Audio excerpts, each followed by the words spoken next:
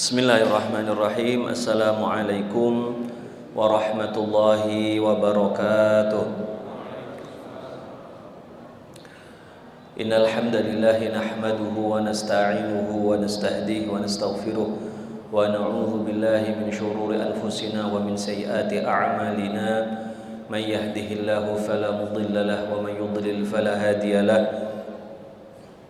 Asyhadu an la ilaha illallah wahdahu la syarika lah wa asyhadu anna sayyidana wa nabiyyana Muhammadan abduhu wa rasuluhu la nabiyya wa la rasula ba'dah. Allahumma fassalli wa sallim wa barik wa karrim ala sayyidina Muhammadin miftahi babi rahmatillah adada ma fi ilmillah salatan wa salaman daimaini bidawami mulkillah wa ala alihi wa sahbihi wa man walah.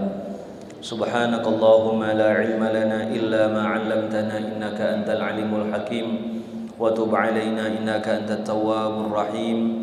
Allahumma arinal haqqa haqqan warzuqna ittiba'ah wa arinal batila batila warzuqna ijtinabah wa la taj'alhu 'alaina mushtabihan fanattabi'al hawa. Allahumma 'allimna ma yanfa'una wanfa'na bima 'allamtana wa zidna min ladunka 'ilma. Amma ba'du. Bapak-bapak, ibu-ibu, hadirin hadirat kaum muslimin rahimakumullah. Alhamdulillahirabbil alamin. Kita bersyukur pada Allah Subhanahu wa taala pada kesempatan malam hari ini kembali kita bisa berkumpul untuk sama-sama kita melanjutkan kajian kita dalam pembahasan tafsir ayat-ayat hukum. Mudah-mudahan Allah Subhanahu wa taala meridhai amal kita semua, berikan ilmu yang manfaat, dan mudah-mudahan keimanan kita semakin meningkat sehingga kita bisa semakin taat dalam ibadah kita kepada Allah Subhanahu wa taala. Amin ya rabbal alamin. Salat dan salam selalu kita haturkan pula kehadirat junjungan agung Nabi besar Muhammad sallallahu alaihi wasallam, juga kepada keluarga beliau, para sahabat-sahabat dan seluruh kaum muslimin pengikut beliau hingga hari kiamat. Hadirin rahimakumullah. Pada kesempatan malam hari ini kita akan lanjutkan kajian tafsir Rawai'ul Bayan yang membahas ayat-ayat yang khusus berkaitan dengan masalah-masalah fikih atau masalah-masalah yang berkaitan dengan amal-amal kita sehari-hari. Dan pada pembahasan hari ini kita akan memasuki surat yang baru, yaitu surat Al-Maidah. Sebelumnya kita telah membahas materi tentang solat dalam keadaan yang khusus, yaitu dalam hal ini dalam keadaan musafir dan dalam keadaan ketakutan atau khauf. Telah disebutkan mengenai solat qasar dan solat khauf. Pada hari ini kita akan membahas masalah yang keluar dari pembahasan ibadah. Kita akan membahas mengenai makanan yang dihalalkan dan yang diharamkan di dalam Islam, yaitu kajian surat Al-Maidah ayat 1 sampai 5. Surat Al-Maidah merupakan surat yang Allah Subhanahu wa taala turunkan setelah hijrahnya Rasulullah sallallahu alaihi wasallam, sehingga masuk dalam kategori surat Madaniyah atau surat yang diturunkan di Madinah. Surat Al-Maidah ini berisi banyak hukum-hukum yang berkaitan dengan masalah-masalah fikih, ya, khususnya di awal daripada surat Al-Maidah ini.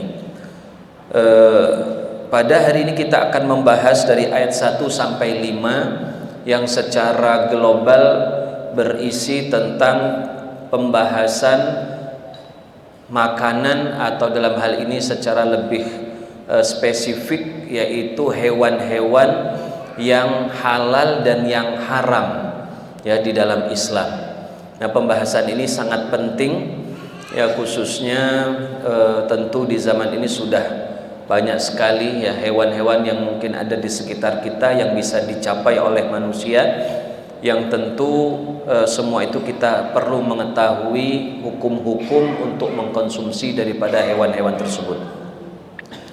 Selain pembahasan itu, di dalam rangkaian 5 ayat surat Al-Maidah ini juga terdapat hukum-hukum yang lain yang nanti akan kita sebutkan secara sekilas ya, karena memang ada sebagian hukum tersebut yang memang hanya disebutkan di dalam rangkaian surat Al-Maidah ini dan tidak disebutkan dalam ayat-ayat yang lain.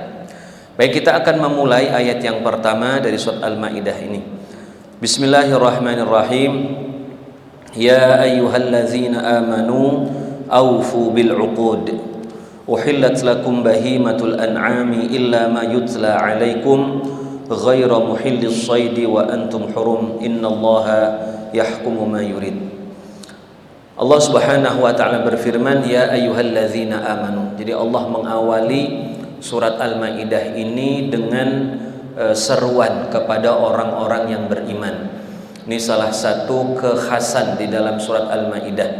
Panggilan terhadap orang-orang yang beriman biasanya akan berisi hukum-hukum yang wajib dilakukan atau hukum-hukum yang harus ditinggalkan atau perbuatan-perbuatan yang harus ditinggalkan. Nah, di dalam ayat ini Allah Subhanahu wa taala memerintahkan kita beberapa hal. Yang pertama, Allah Subhanahu wa taala mengatakan, ya ayyuhallazina amanu aufu bil 'uqud. Penuhilah akad-akad kalian. Yang dimaksud dengan akad ini adalah kesepakatan atau perjanjian yang dilakukan oleh dua orang atau dua belah pihak ya, baik perjanjian itu antara manusia dengan Tuhannya maupun perjanjian atau kesepakatan antara manusia dengan sesama manusia. Jadi semua bentuk yang kita perjanjikan, yang telah kita sepakati, wajib bagi seorang muslim untuk memenuhinya. Karena seorang muslim tentu dituntut untuk memenuhi janji-janjinya ya. Nah, perjanjian kepada Allah Subhanahu wa taala sebagaimana disebutkan oleh sebagian ahli tafsir di antara Al-Imam Al-Qurtubi adalah misalnya semua bentuk kewajiban-kewajiban yang harus kita laksanakan kepada Allah Subhanahu wa taala. Semua jenis ibadah, misalnya sholat, puasa dan lain sebagainya. Dan kita juga wajib menjauhi semua bentuk larangan-larangan Allah Subhanahu wa taala, berzinahan, minum-minuman keras dan lain sebagainya. Dan tentu yang lebih utama adalah ya, janji kita kepada Allah Subhanahu wa taala untuk menyembah hanya kepadanya, bukan kepada yang lain. Karena sebenarnya kita telah mengangkat sumpah itu, telah berjanji kepada Allah Subhanahu wa taala sebelum kita ini terlahirkan di muka bumi ini. Sebagaimana yang itu diisyaratkan ya di akhir surat Al-A'raf, Allah Subhanahu wa taala ya berfirman, wa idz akhadha rabbuka min bani adama min zuhurihim dzurriyyatahum wa asyhadahum ala anfusihim alastu bi rabbikum qalu bala. Dan ingatlah ketika Allah Subhanahu wa taala telah mengambil sumpah kepada seluruh anak Adam. Ketika itu seluruh anak Adam di sebuah tempat yang sebagian ulama menyebutnya dengan alamul arwah, tempat berkumpulnya ruh sebelum datang ke alam dunia ini. Manusia sudah ada dalam bentuk ruhnya masing-masing. Ketika itulah Allah Subhanahu wa taala mengambil sumpah, alastu bi rabbikum, bukankah aku ini adalah Tuhan kalian? Qalu bala. Ya, jawab orang-orang atau manusia ketika itu. Nah, inilah yang wajib kita tunaikan di muka bumi ini sebagai bentuk kesepakatan kita yang telah kita ambil kepada Allah Subhanahu wa taala. Begitu juga kesepakatan-kesepakatan yang kita bangun dengan sesama manusia. Manusia sudah berjanji dalam berbagai hal kehidupannya, misalnya dalam transaksi keuangan, jual beli, ya, sewa menyewa dan apapun bentuknya, maka kewajiban seorang muslim untuk memenuhi semua janji-janji tersebut ya. Di dalam hadis Rasulullah SAW pernah menegaskan, al-muslimuna ala syurutihim. Orang-orang Islam itu ala syurutihim, sesuai atau wajib untuk melaksanakan apa yang mereka syaratkan atau yang mereka perjanjikan, yang mereka sepakati ya di antara mereka. Maka apapun bentuk kesepakatan kita harus kita laksanakan sesuai dengan apa yang telah disepakati bersama. Kita melakukan kontrak pekerjaan dengan tugas-tugas tertentu, dengan aturan-aturan tertentu, maka semua itu wajib kita laksanakan sebagaimana apa yang telah disepakati itu. Pelanggaran terhadap kontrak-kontrak dan kesepakatan-kesepakatan seperti itu bukan hanya pelanggaran terhadap orang yang kita telah berjanji kepadanya, tetapi juga artinya pelanggaran terhadap hukum Allah Subhanahu wa taala, karena Allah memerintahkan kita semua untuk memenuhi semua bentuk perjanjian, ya, di dalam ayat ini. Ya ayyuhalladzina amanu aufu bil uqud. Maka kalau kita berkhianat kepada rekan kerja kita, berkhianat dalam perjanjian jual beli kita dan segala macam, kita bukan hanya diartikan menzalimi orang tersebut, tapi kita juga telah melanggar dari perintah Allah Subhanahu wa taala, sehingga kita mendapatkan dosa karena kemaksiatan kita tersebut. Kemudian Allah Subhanahu wa taala menyebutkan hukum kedua yang ingin disampaikan melalui ayat ini. Allah Subhanahu wa taala kemudian berfirman, uhillat lakum bahimatul an'ami illa ma yutla alaikum. Uhillat lakum, dihalalkan untuk kalian, bahimatul an'ami, hewan ternak, illa ma yutla alaikum, kecuali apa yang nanti akan dibacakan. Ada nanti di ayat yang ketiga khususnya, ya, ada hewan-hewan yang tidak boleh dikonsumsi, ya, tidak boleh dimakan. Ya, tetapi secara umum Allah Subhanahu wa taala menghalalkan kepada kita hewan ternak. Ya, hewan ternak ini kalau di dalam konteks syariat itu hanya mencakup 3 jenis hewan saja, yaitu unta, sapi, dan kambing. Jadi dalam syariat yang dimaksud dengan hewan ternak itu hanya 3 jenis hewan itu. Unta dengan semua jenisnya, sapi dengan semua jenisnya, termasuk masuk di dalam sapi ini adalah kerbau dengan semua jenisnya. Kemudian kambing juga masuk di dalamnya jenis domba dengan seluruh jenisnya. Jadi itulah yang dimaksud dengan hewan ternak. Bukan hewan ternak ini bukan hewan yang dalam bahasa kita, bahasa Indonesia, ya, semua hewan yang diternakkan, bukan itu, ya.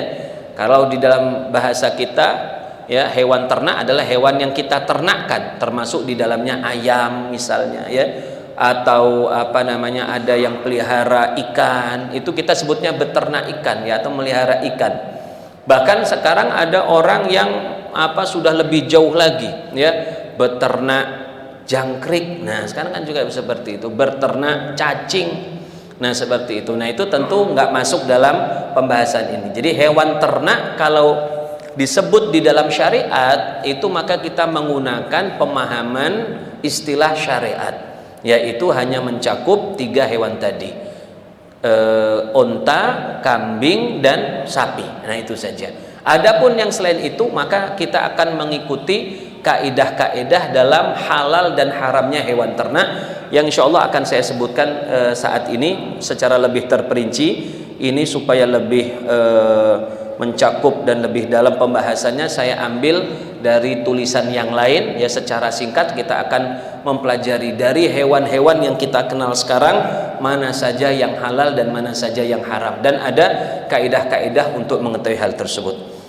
Baik, langsung saja rahimakumullah, untuk berkaitan dengan syarat-syarat atau kaidah-kaidah yang berkaitan dengan hewan ini yang halal dan yang haram. Maka yang pertama di sini disebutkan, kaidah yang pertama adalah, ya, bahwa hukum asal dari semua jenis hewan itu halal. Hukum asal dari semua jenis hewan itu halal. Jadi kita bisa katakan semua hewan itu halal, kecuali nanti yang diharamkan. Nah, itu. Jadi pengharaman itu memerlukan dasar, memerlukan dalil. Kalau tidak ada dasar, maka hewan itu masih berlaku hukum awalnya, yaitu bahwa semua hewan, termasuk juga semua tumbuhan, itu hukumnya adalah halal di dalam syariat. Mengapa demikian? Karena Allah Subhanahu wa taala di dalam banyak Al-Qur'an, di dalam banyak ayat Al-Qur'an menegaskan bahwa apa yang ada di muka bumi ini hakikatnya adalah diberikan untuk kebaikan, untuk manfaat, untuk kesejahteraan manusia.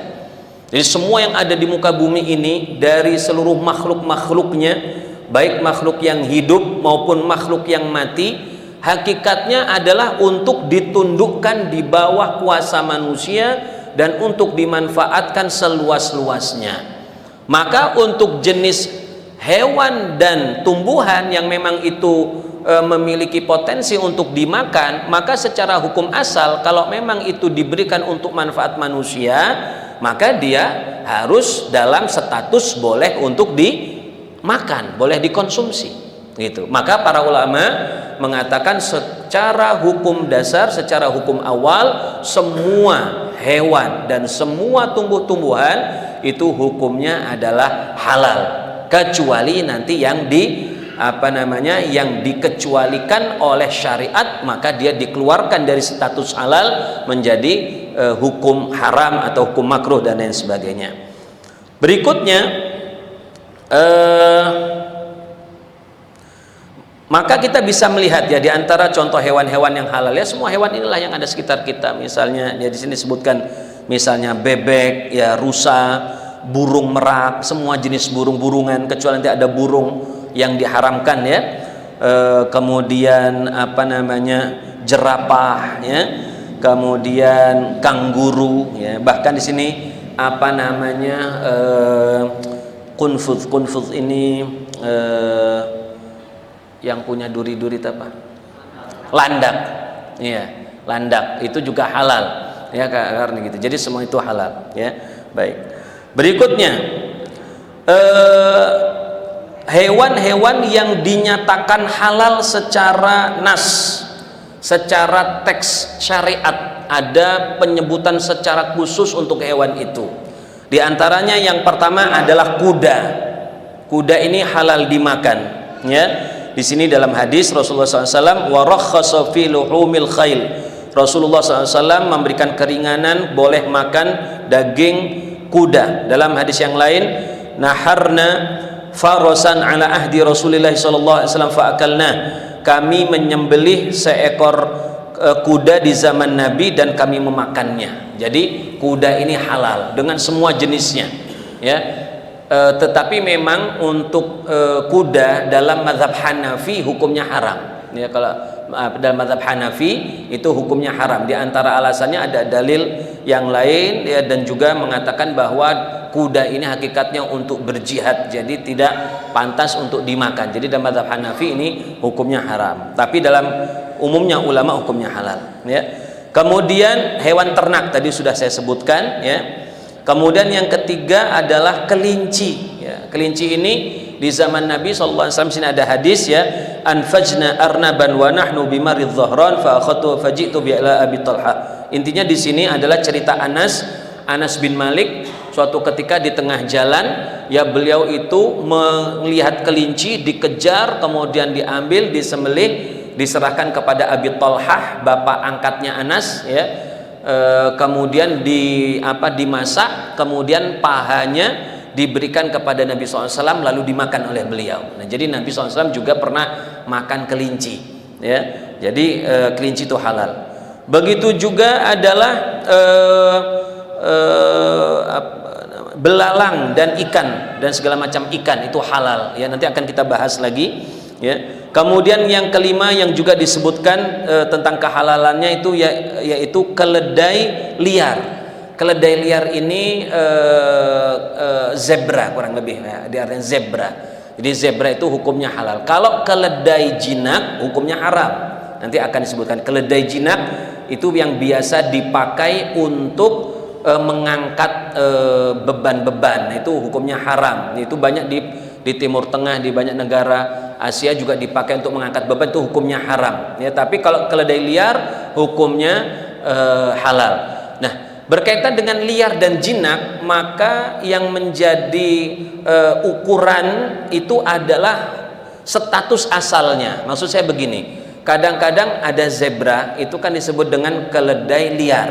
Tapi bagaimana kalau zebra yang sudah jinak di kebun binatang, ya? Atau ada keledai yang lepas di alam, kemudian dia jadi liar, tidak jadi jinak lagi, ya?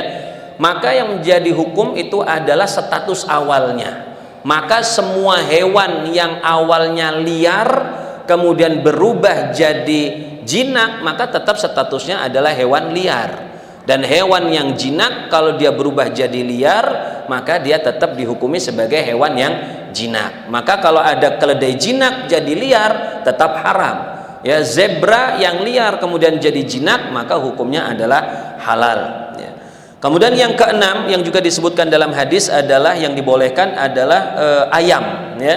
Diriwayatkan dari Abu Musa al-Asy'ari, ya, beliau mengatakan, "Ra'aitu, saya melihat Rasulullah SAW itu makan ayam." Nah, jadi ayam ini ada di zaman Rasulullah SAW. Kemudian dob ini banyak orang yang mengartikan biawak, bukan biawak hakikatnya, tetapi dia semacam bunglon atau iguana padang pasir. Jadi bentuknya itu seperti iguana, tapi warnanya seperti pasir, ya, dan dia hidupnya di padang pasir. Ini pernah dimakan di hadapan Rasulullah SAW. Ya, Rasulullah sedang makan bersama para sahabatnya. Ada sahabat itu yang membawa dob, ya, lalu diletakkan di situ, dimakan oleh sebagian sahabat, tapi Nabi nggak mau menyentuh. Melihat itu sahabat kaget, ya.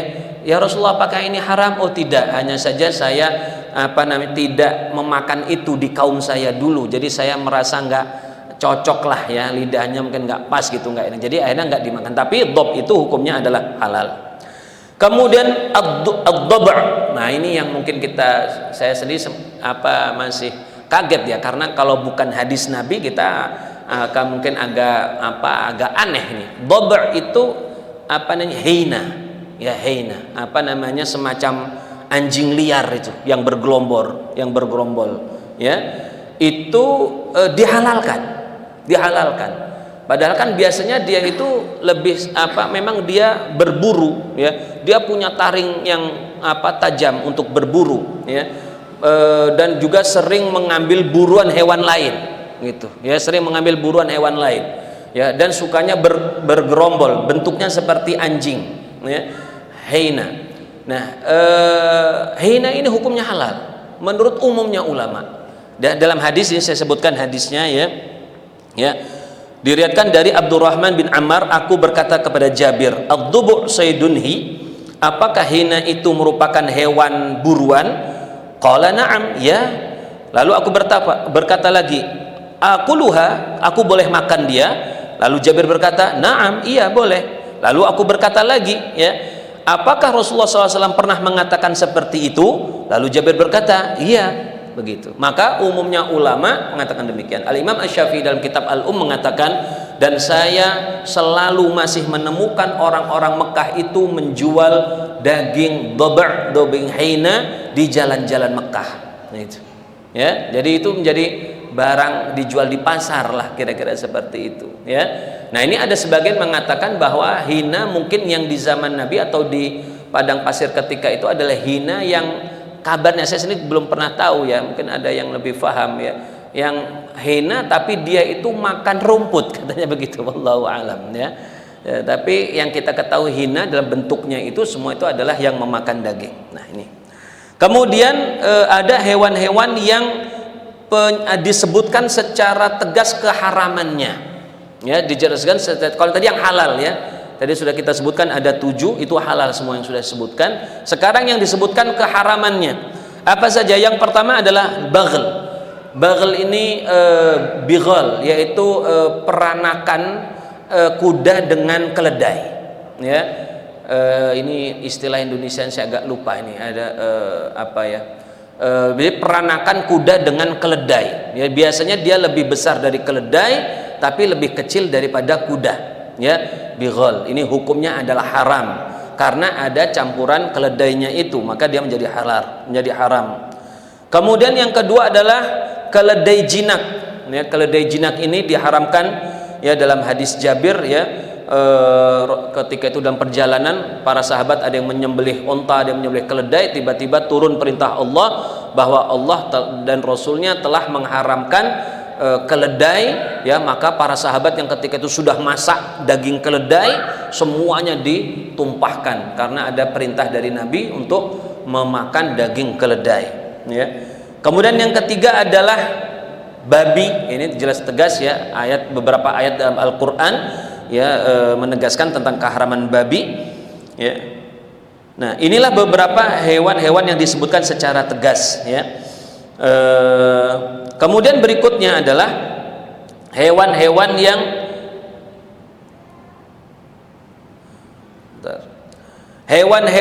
memiliki taring, ya, hewan-hewan yang memiliki taring atau hewan buas yang memiliki taring, maka hewan itu hukumnya adalah haram, ya.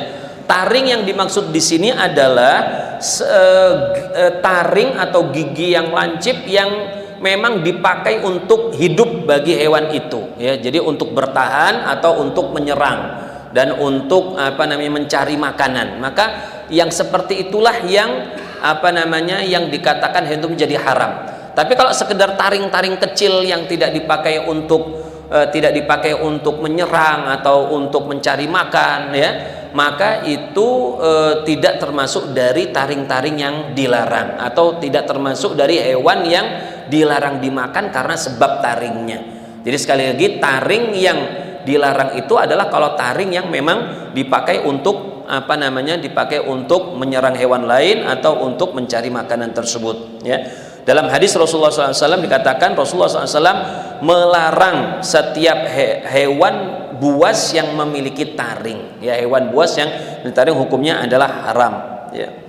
Maka masuk dalam jenis ini, ya, misalnya singa, kemudian macan, ya, harimau, serigala, anjing, kemudian tha'lab, ini adalah rubah, ya, kemudian jakal, ya, kemudian beruang, kucing, ya, dan lain sebagainya. Itu hewan-hewan yang memiliki taring yang berbahaya. Berikutnya adalah yang termasuk diharamkan setiap burung yang memiliki cakar, ya, setiap burung yang memiliki cakar.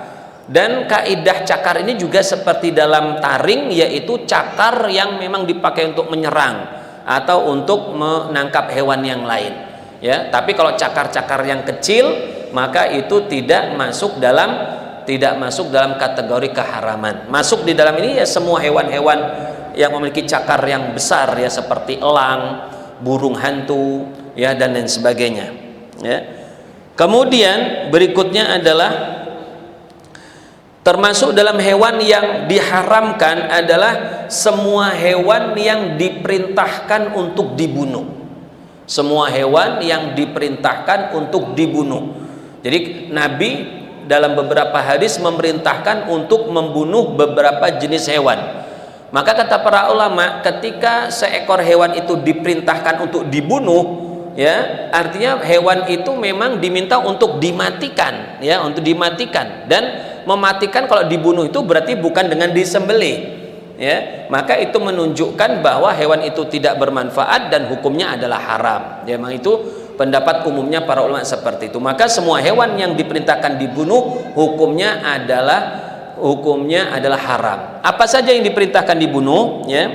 Yang pertama di sini dikatakan Rasulullah SAW bersabda dalam sebuah hadis, khamsu fawasiq yuqtalna fil haram. Ada 5 hewan fawasiq yang tetap diperintahkan dibunuh meskipun di tanah haram.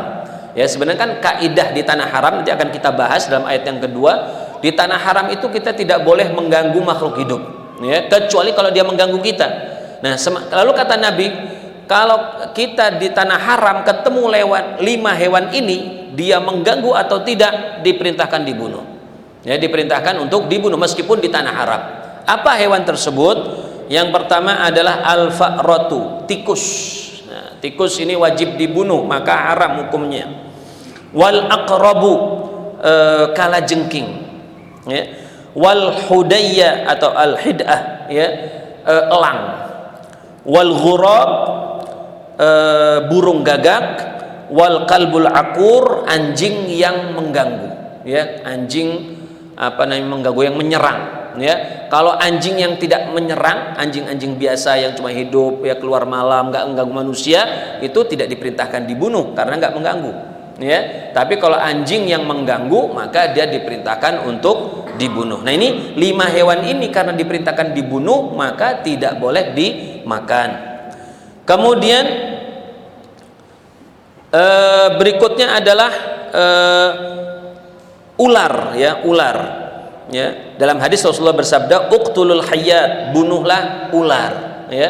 Maka ular itu memang tidak boleh dikonsumsi. Berikutnya adalah cicak. Cicak ini hukumnya haram karena diperintahkan untuk dibunuh, ya. Dan hadisnya itu dalam Sahih Bukhari, hadirin, dan dalam banyak hadis yang lain. Bahkan di dalam sebuah riwayat itu Rasulullah SAW membuat peringkat pahala dari cara membunuh cicak, gitu. Yang membunuh dengan 1 pukulan dapat pahala yang lebih banyak daripada pukulan yang lebih, begitu, ya. Ada apa di situ? Nah, ini pembahasan lain, ya. Ini pembahasan lain. Kenapa kok kita cicak, apa salahnya, gitu kan? Bedakan misalnya dengan ular, mungkin dia mengganggu. Lah kalau cicak ini apa salahnya? Ya nanti kita bicara lain itu nanti masalah itu, ya. Tapi yang jelas ini teksnya, dalilnya jelas. Hadisnya sahih, banyak sekali riwayatnya, ya. Nah, kita mau tidak mau kita terima dulu. Ya, kita sebagai seorang muslim kan begitu. Kita terima dulu, masalah nanti ketemu hikmah atau tidak itu urusan lain. Seperti itu, ya. Karena inilah kita, ya, ada dalilnya tegas sahih, maka kita terima. Kemudian berikutnya adalah termasuk hewan yang haram untuk dimakan, setiap hewan yang dilarang untuk dibunuh. Nah, kebalikan dari yang sebelumnya. Hewan yang diperintah dibunuh haram, yang dilarang dibunuh juga haram. Karena apa? Karena kita kalau mau makan hewan itu tentu harus mati dulu, ya. Kalau masih hidup dimakan, maka kata Nabi, "Maquti'a min bahimatin wa hiya hayyatun fahuwa mayyitun." Semua yang terlepas dari hewan yang hidup, maka yang lepas itu adalah bangkai. Maka kalau kita misalnya makan hewan, ya, dia masih hidup, kita makan satu-satu, kita ini berarti kan itu satu gigitan haram semua, itu seperti itu, ya. Maka yang dilarang dibunuh itu hukumnya haram, ya. Ada beberapa hewan yang haram dibunuh. Dalam hadis Rasulullah SAW menyebutkan diantaranya yang pertama, yaitu naha Rasulullah SAW an qatli arba'i minad dawab. Rasulullah SAW melarang membunuh 4 jenis hewan. Yang pertama adalah an-namlatu, semut. Semua jenis semut dilarang dibunuh, kecuali kalau mengganggu, hadirin, ya. Ini beda lagi. Kalau mengganggu kita, mengganggu rumah kita, mengganggu harta kita, boleh kita bunuh, ya. Tapi kalau dia tidak mengganggu, hukumnya haram dibunuh, maka haram dimakan, ya. Gimana kalau misalnya di kopi nggak bisa, ya disaring dulu, ya, di gula yang udah campur itu, ya disaring. Kalau susah sekali, waduh, gulanya sayang dibuang, mubazir, ya gimana lagi, kita udah darurat itu, ya. Kalau makan sedikit-sedikit, ada kakinya, kepalanya putus, ya gimana lagi, gak bisa lagi kita itu, ya. Tapi kalau bisa kita ambil, kita pisahkan dulu, sisanya baru kita, kalau tidak bisa dihindari maka kita hindari. Wan nahlatu, dan nahlah ini tawon, ya, lebah, ya, itu hukumnya haram dimakan, ya. Madunya halal, tapi fisik daripada tawon itu haram, termasuk bayi tawon. Nah, kadang-kadang ada orang yang makan bayi tawon, ya. Kalau ada lebah yang kecampur madu gimana? Ya kita ambil, kita buang. Najis nggak? Ya, najis nggak? Nah, itu masalah lain ini di sini nanti, ya. Nah, itu jadi kalau ada hewan tawon apapun, ya apapun, ya kakinya, ya kepalanya, ya anaknya, pokoknya yang masuk dalam tawon hukumnya haram. Kalau rumah tawon kan bukan tawon, ya. Kalau kakinya, nah itu sama, ya, kaki sayap itu masuk dari bagiannya. Kemudian wal hudhud, burung hudhud, ya, ini jarang, ya, di kita nih hudhud. Wasurat, nah ini surat ini saya belum melihat ini burungnya. Kalau diartikan bahasa Indonesia burung surat begitu, atau burung suradi, saya sendiri tidak tahu seperti apa bentuknya.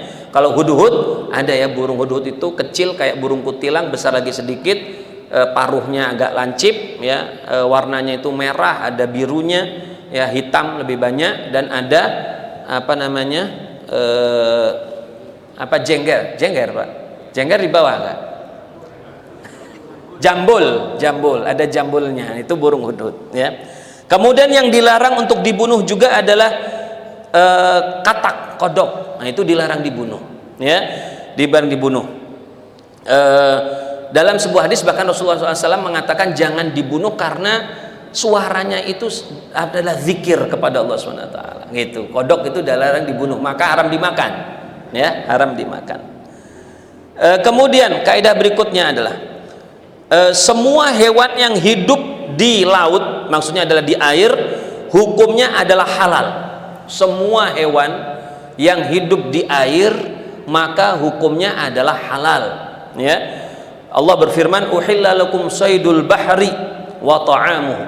Allah menghalalkan buruan, hewan buruan laut dan makanan yang ada di dalamnya. Dalam hadis Rasulullah mengatakan, uhillat lana maitatani wad daman, ya, dihalalkan bagi kami 2 jenis bangkai dan 2 jenis darah. Fa ammal maitatani fal jaradu wal hut. Adapun kalau bangkai maka dihalalkan itu ikan dan belalang. Jadi semua hewan laut hidup atau mati kalau kita tangkap maka kita boleh makan. Tapi makannya harus dimatikan dulu, ya. Nah, para ulama memang ada pembahasan, ya, apa hukum makan ikan hidup-hidup tapi masih kecil. Nah, kalau kita kan makan udang, Mbak, ya, kalau di Indonesia itu, ya, orang-orang di kampung itu. Ada sebagian ulama yang menghalalkannya, ya, ada mengatakan haram karena masih hidup nggak boleh dimakan, ya. Nah, sekarang semua hewan yang ada di air kalau dia mati baik karena diburu atau mati karena sebab apapun maka hukumnya halal dimakan, ya. Hanya saja para ulama, misalnya dalam mazhab Hanafi itu hewan yang halal dimakan meskipun dia matinya di air itu hanya khusus ikan dan segala jenisnya. Adapun yang bukan ikan-ikanan tidak boleh. Jadi orang Hanafi itu mengharamkan misalnya makan kerang, makan udang, dan itu saya lihat sendiri, Pak. Saya punya teman dulu di Al-Azhar, ya, di Mesir, orang India itu kan rata-rata Hanafi, ya. Jadi pas kita makan saya pesan udang, dia jijik ngeliat udang itu karena haram bagi dia, ya, haram bagi orang Hanafi. Jadi mereka nggak makan udang. Jadi orang Hanafi itu hanya makan ikan. Selain ikan, cumi-cumi, udang, kerang, dan semuanya nggak dimakan oleh orang Hanafi. Itu dalam mazhab mereka. Nah, dalam mazhab yang lain semua yang ada di laut boleh dimakan, ya, tidak ada pengecualian. Dalam mazhab Syafi'i dan mazhab Maliki tidak ada pengecualian. Dalam mazhab Hambali ada pengecualian 3, yaitu kodok, kemudian ular dan buaya. Itu nggak boleh dimakan dalam mazhab Hambali meskipun hewan air. Kalau dalam mazhab Syafi'i dan Maliki semuanya halal. Mau ular, buaya, mau apa lagi, anjing laut, semuanya halal. Bahkan disebutkan dalam salah satu kitab fikih Syafi'i, kalau misalnya ada yang diceritakan, maksudnya ini dongeng, ya, dulu pernah ada dongeng, yaitu insanul bahr, manusia laut. Maka kalau memang ada yang namanya manusia laut, halal dimakan. Itu maksudnya itu cerita dari barat tentang Putri Duyung. Putri Duyung itu cerita lama, ya, diceritakan yaitu seperti yang kita lihat sekarang, badannya manusia, bawahnya adalah apa namanya, ikan, ya. Kata para fuqaha, para ahli fikih, kalau ada Putri Duyung halal dimakan karena dia hewan, termasuk hewan laut, gitu. Itu dalam mazhab Syafi'i dan Maliki, semuanya halal, apapun yang ada di laut boleh dimakan, ya. Kemudian dalam pendapat sebagian ulama, hewan yang hidup di 2 alam itu haram, ya. Di 2 alam ini maksudnya adalah hewan tersebut kalau diletakkan di air, Ya misalnya dia air tawar, taruhnya air tawar ya, bukan air tawar taruh air asin, bukan. Dia hewan air tawar, taruh di air tawar lama hidup. Lalu kita pindahkan ke darat. Kita penjara di darat gitu, kita letakkan di darat. Bisa hidup juga bertahan lama. Maka itu halal. Maka itu haram. Karena dia hidup di dua alam, ya. Tapi kalau dia hidupnya di air, kalau di darat sehari, 2 hari, 3 hari mati, maka dia artinya hewan air, ya. Begitu juga sebaliknya, kalau hewan darat hidup lama di darat bisa, kalau masuk air sehari 2 hari mati, maka termasuk hewan darat, begitu. Maka di sini termasuk yang sering ditanyakan itu adalah kepiting, ya. Ya kembali lagi, kepiting itu khususnya kalau rajungan yang merah itu biasanya memang tinggalnya kan di laut, ya. Kecuali kalau kepiting sungai, saya dengar kalau kepiting sungai atau kepiting sawah yang warna hitam itu bisa bertahan lama berhari-hari di darat. Nah itu mungkin yang di dalam beberapa kitab fikih kepiting itu hukumnya adalah haram. Baik, inilah rahmatullah. Kemudian di sini ada burung laut, sama burung laut seperti burung darat juga halal. Yang penting dia disembelih dulu. Kemudian tidak boleh makan hewan yang makan bangkai-bangkai atau makan kotoran, misal, kecuali setelah dia di karantina dulu beberapa hari sampai berubah rasa dagingnya, baru boleh dimakan, itu disebut dengan jalalah. Kemudian tidak boleh juga hewan-hewan yang serangga, ini sebagai penutup ya. Serangga tidak boleh dimakan karena umumnya dia makan yang kotoran, ya. Jadi serangga itu sepakat seluruh ulama itu hukumnya haram, kecuali dalam mazhab Maliki mengatakan serangga itu makruh, jadi tetap aja nggak bagus, ya. Jadi serangga itu tidak boleh dimakan. Jadi jangkrik dan lain sebagainya itu tidak boleh dimakan. Baiklah rahimakumullah, demikianlah ini. Nanti masih ada sisa lagi sedikit, mungkin akan kita sebutkan pada pertemuan yang akan datang. Mudah-mudahan apa yang disampaikan ini bermanfaat bagi kita semua, dan mudah-mudahan kita bisa diberikan waktu untuk mengkaji lagi dalam pertemuan yang akan datang. Mohon maaf atas segala kekurangan. Aku qouli hadza, astaghfirullah li wa lakum. Wassalamualaikum warahmatullahi wabarakatuh.